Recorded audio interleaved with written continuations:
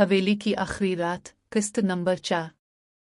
धाती तख्ती के फर्श पर गिरते ही एक ऐसी चीख गूंजी जो शायद इस हवेली ने सदियों से अपने अंदर दबा रखी थी।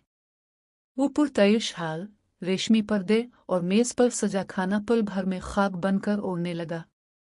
ज़ुया ने देखा कि वो सफ़ेद साया, जो इसका हम शक्ल था, अब गुस्से से तड़प रहा था।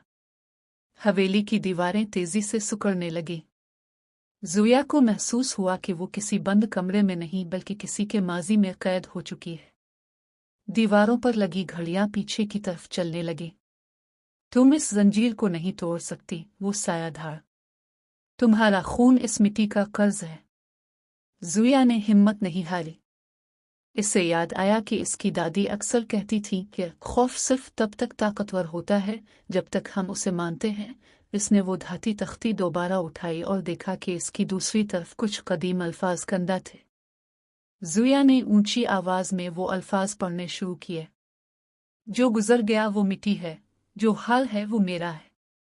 जैसे ही इसने ये जुमला मुकम्मल किया, हवेली के फानूस एक एक करके गिरने लगे और जमीन में दरारें पड़ गई। वो बूढ़ा आदमी जो बाग में मिला था, अचानक हाल के कोने में नमूदार हुआ। इसके चेहरे पर अब खौफ नहीं बल्कि एक सुकून था। बेटी, इस तख्ती को हाल के ऐन बीच में मौजूद इस पुराने खंजर पर मारो जो जमीन में गड़ा है। यही इस हवेली का दिल है, बूढ़े ने चलाकर कहा। ज़ुया ने देखा कि फर्श की एक दरार से एक जंग आलूद खंजर का दस्ता बाहर निकल रहा था। वो दीवाना वार उसकी तरफ लपकी। वो साया ज़ुया को रोकने के लिए आगे बढ़ा। इसके ठंडे हाथ ज़ुया की गर्दन तक पहुंच चुके थे, लेकिन ज़ुया ने पूरी ताकत से वो तख्ती खंजर पर दे मारे। एक जोरदार बिजली कड़की और पूरे इलाके में ज़लज़ला आ गया। ज़ुया की आंखों के सामने अंधेरा छा गया और इसे लगा जैसे वो किसी गहरी खाई में गिर रही है। जब ज़ुया की आंख खुली तो सूरज की पहली किरण उसके चेहरे पर पड़ रही थी। वो हवेली के बाहर इसी कच्चे रास्ते पर पड़ी थी जहां से वो आई थी।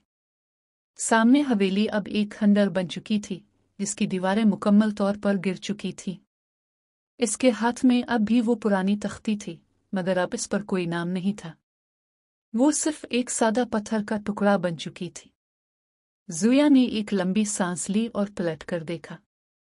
इससे यकीन था कि वो आज़ाद है, लेकिन दौर कहीं मलबे के नीचे से इसे वही पुराना ग्रामोफोन बजने की हल्की सी आवाज़ सुनाई दी। कहानी का इख्तिताम, शायद एक नई शुरुआत।